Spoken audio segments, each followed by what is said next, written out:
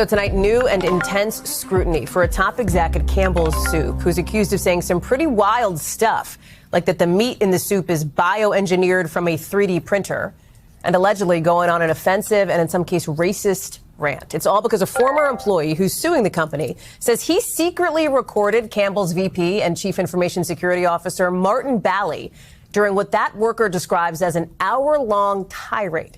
We've got the recording, and we want to warn you here, it's pretty harsh. Listen. We have shit for poor people. Who buys our shit? It's so healthy. Now that I know what the in it, even in a can of soup, I look at it, look at meat, bioengineered meat. I don't want to eat a piece of chicken that came from a 3D printer. In the lawsuit, the former employee also alleges Bally made racist remarks about Indian workers, calling them idiots. When he reported the tirade to company management, he was terminated in retaliation, allegedly, for complaining about that alleged behavior. Campbell's has not confirmed the statements to NBC, but did say that if they were made, they do not reflect the company's values. NBC News also reached out to Bally, but haven't heard back. Let's bring in Camila Bernal. Camila, this is just what we played is just a little bit of this, right? There's more to these allegations? There's many more of these allegations, and I also read through the lawsuit, Hallie, and what this former employee says is that this all happened over a conversation about his salary. He says they sat down about a year ago to talk through all of these things, and that's when he began speaking badly about the company, saying things like this was processed food and saying this was for poor people, as you heard there on that recording. And like you mentioned, this goes on for a while, and I want you to listen to more of that conversation. Everybody thinks our recipes are like crown jewels or not. They're important, but no, it's the process. It's the process that makes the food. You know, the ingredients are in the back of the can.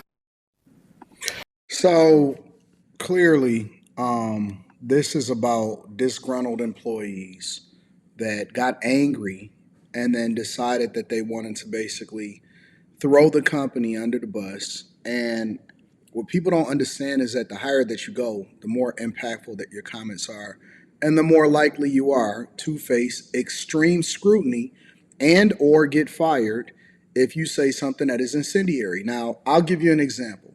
If you're just a person that works at Ford Motor Company or you work on the line or something like that and you're complaining about what's going on in the warehouse, you're just a disgruntled employee, nobody cares. But you take that same commentary and you apply it to somebody that is significant in the company, and then it becomes a big blow up. And that's what you see right now. The Campbell's Soup executive, along with whoever the whistleblower is, because obviously the whistleblower had a reason to record. We got to go back to the foundation of this whole conversation in the first place. How was this audio captured? By who? For what reason? And then why was this executive the person that they had access to? We already know that the executive was obviously disgruntled because apparently, allegedly, they were in contract negotiations and they didn't like how those contract negotiations went. And so that's what led to them saying some of the craziest stuff. But then again, I always question everything. Why or how did the person that was recording know to record? And then, of course, you already know this is going to be a public relations nightmare because everybody is just going to take the snippets and they're going to react to it. Do I believe that Campbell's Soup, do I personally believe that Campbell's Soup is some crazy stuff or whatever, so on and so forth? No, I do not. I think that this is just a disgruntled employee. I've been at several different companies that make great products, and I've seen employees that get mad at something that happens inside of the company or from a supervisor or somebody that represents the company or their direct report, and then they turn the whole situation on its head because they pissed off at, you know, what is going on personally that is affecting them, and then the whole company got to get burned down. I've seen it happen at almost every job that I work at, whether you're talking about a major university, a bank, a steel mill, a call center. No matter what, you're always going to have disgruntled employees. The question that we have to ask ourselves is, who is the person that is disgruntled and how will that affect the brand if that ever gets out to the general public? And so that is what you now see happening right now with Campbell's Soup. Let me hear the rest of this report and then we'll come back and talk about it. So not only does he talk about the food, but this lawsuit also alleges that this VP went on to talk about employees at the company, and the lawsuit alleges that they're racist comments. Take a listen to those comments. They couldn't think for the dumb. So clearly there was no filter during this conversation. The former employee also alleges that the executive admitted to going to the office high on edibles. I mean, again, this goes on and on about a number of different things here. And apparently the former employee reported all of this to his manager. He says that some time went on and he wasn't encouraged to go to HR. And so he got fired. And what he's saying now is that he believes his firing was retaliation for him coming forward. And I'm not really sure that I will say that I believe that he got fired out of retaliation. I believe that he was looking for something because he felt like he had this gold information and this gold mine of a recording. And since he had that in his back pocket, this is my personal beliefs, right? Based off of human behavior and what I observe, and then the facts of what we've heard, right? And I've heard more of the recording, obviously. But I believe that he probably had some more outrageous demands. They didn't meet it. And then it just went south from there. But we'll get there. We'll get there. speaking out about all of this, Hallie. Camila, we talked a little bit about some of what we heard from Campbell's on these alleged comments here. What else is this former employee, this former worker saying?